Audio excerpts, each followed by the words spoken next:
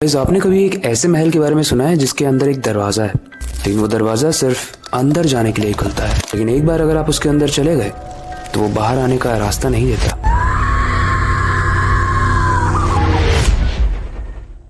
लोग कहते हैं इस दरवाजे के पीछे एक रूह का बसेरा है, एक ऐसी रूह जो इंसान हुआ करती थी, लेकिन आज वो एक नफरत में डूबी हुई आत्मा बन चुकी है। आज की कहानी एक ऐसे रूह, ऐसे आत्मा की है जिसका गुस्सा सिर्फ एक चीज चाहता है, इंसानी खून। वैसी कहानी एक महल की है जिसे लोग डर का दरवाजा कहते हैं महल के अंदर एक रूह है, कामिनी की रूह, जो अपनी मौत का बदला लेने के लिए जिंदा इंसानों की जान लेती है। ये कहानी है राघव, करण और नेहा की, जो पुराने महल के रेनोवेशन का काम करते हैं। मतलब एक महल जो बहुत पुराना दिख रहा है, कमजोर हो चुका है, उसे वो रेनोवेट करते हैं नए नए तरीके से स्ट्रॉन्ग और ब्यूटीफुल बनाने के लिए। और जब ये तीनों महल को रेनोवेट कर रहे थे तो उन्हें एक लोहे का दरवाजा दिखता है जिस पर लिखा होता है, दरवाजा मत खोलना वरना मौत तुम्हारी मेहमान बनेगी। पर इन तीनों को लगता है कि ये सिर्फ एक कहानी है। वो मजे मजे में उस दरवाजे को खोल देते हैं और तब शुरू होता है मौत का खेल।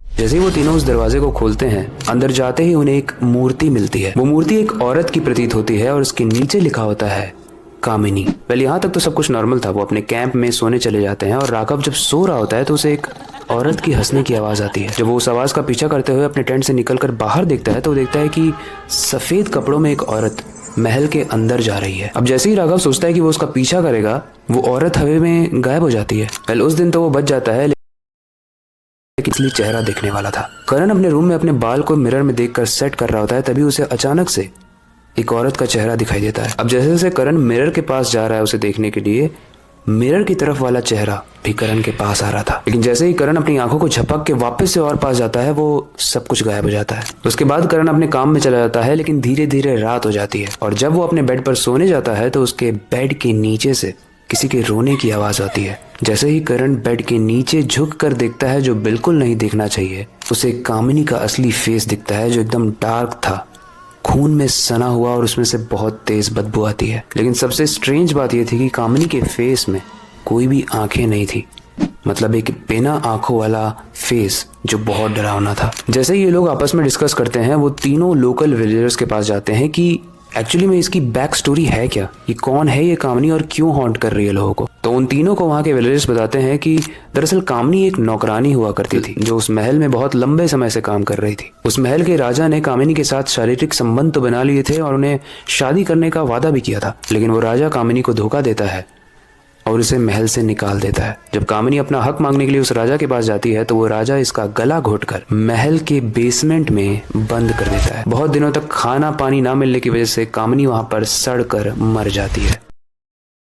कामिनी की मौत से पहले वो बहुत ज्यादा गुस्से में थी, जिसकी वजह से मरने के बाद वो एक भयंकर श्राप और आत्मा बन जाती है। और अब जो भी उस महल के बेसमेंट का दरवाजा खुलता है, वो कामिनी के लिए एक नया शिकार होता है। अब क्योंकि इन तीनों ने ही उस दरवाजे को खोला था, तो कामिनी एक एक करके इन तीनों को ही परेशान करने लगती है। राघव के सपने में आकर कामिनी कहती है कि तुमने मुझे जगाया है, अब तुम मेरे साथ चलो। उनकी टीम की नेहा को एक पुरानी डायरी मिलती है जिसमें कामिनी ने अपने दर्द और अपने गुस्से को लिखा था। नेहा जब डायरी पढ़ रही होती है तो उसे अपने कंधे पर बहुत हैवी सा फील होता है, लेकिन जैसे वो पलट कर देखती है, वहां पर कोई भी नहीं था। ये लोग समझ चुके थे कि वो एक नॉर्मल महल में नहीं आया है और वो कहानियां नहीं थी जो एंट्रेंस के वक्त लिखी हुई थी कि इस दरवाजे को मत खोलना।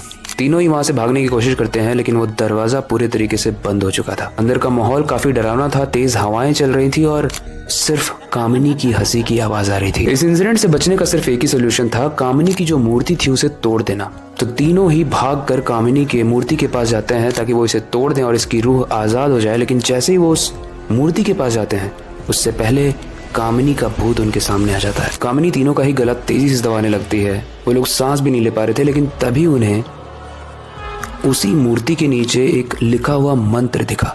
अब क्योंकि इन तीनों में से नेहा ही थी जिसको संस्कृत आता था, तो वो उस मंत्र का उच्चारण करने लगती है। और जैसे ही वो उस मंत्र के आखिरी वर्ड को पढ़ती है, कामिनी बहुत तेजी से चिल्लाती है।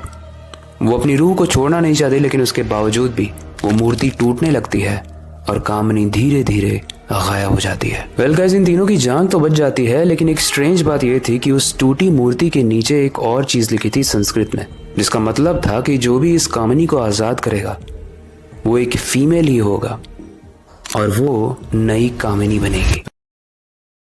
वेल आज भी माना जाता है कि उस महल में लोगों के चिल्लाने की आवाज आती है, चीखने की आवाज आती है। उस दरवाजे से वहां के लोग आज भी डरते हैं, लेकिन आज भी कई सारे लोग हैं जो उस बेसमेंट के दरवाजे का शिकार बनते हैं। लेकिन नेक्स्ट कामिनी कौन थी? क्या नेहा ही नेक्स्ट कामिनी थी? आपको क्या लगता है? आप कमेंट सेक्शन में जरूर बताना। इस कहानी से रिलेटेड कोई फीडबैक हो उसे भी आप कमेंट सेक्शन में दे सकते हो। वेल वक्त आ चुका है इस स्टोरी को एंड करने का और नई डरावनी स्टोरी पर काम शुरू करने का। लेकिन जाने से पहले मैं बस एक ही चीज कहना चाहूंगा, अपनी क्यूरियोसिटी को डाई मत होने देना, नई चीजें सीखते रहना।